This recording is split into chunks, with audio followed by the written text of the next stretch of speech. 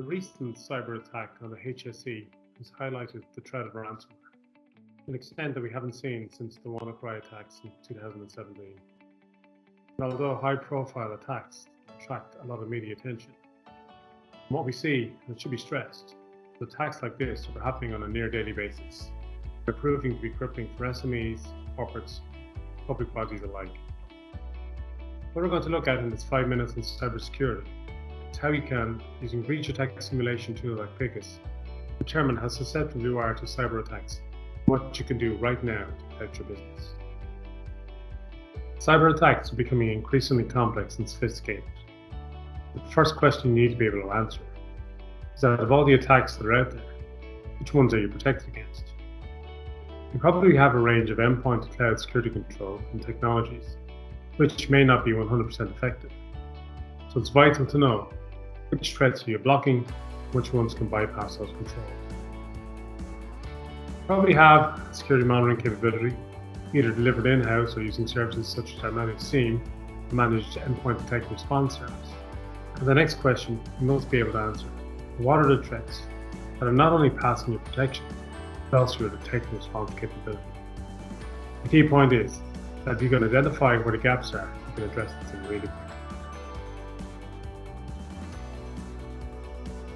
This is where breach attack simulation, also sometimes referred to as adversary emulation, comes in. It is a novel testing approach, looking at your network not from an underlying vulnerability or configuration status, but from the viewpoint of an attacker. Less concerned about your vulnerability position and more focused on what they can do. And so we follow that approach, simulating the tactics, techniques, and tools hackers would use as they work through your network, from initial compromise to achieving their end objectives. We're looking at how a breach attack simulation works. First, we start with typical ingress points, email and externally facing applications, and remote access services being the predominant vectors. So taking a malware threat, first we can see if your email solution is blocked. We'll also look to see if it doesn't block it, if your network controls such as firewalls, IPS, and proxy servers stop the malware. And finally, we look to see how the endpoints code.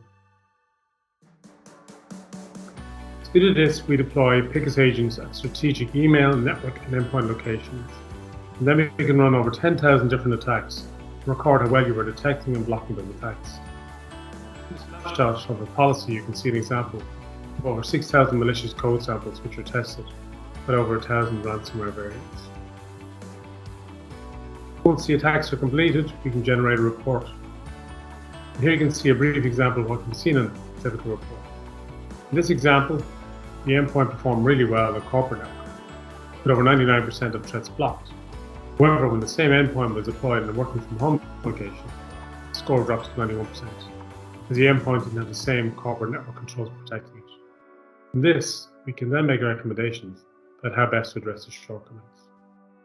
If you have concerns about your current cybersecurity posture and the ability to withstand the next cyber attack, please talk to us about breach attack simulation solutions and how we can help you further detect these threats.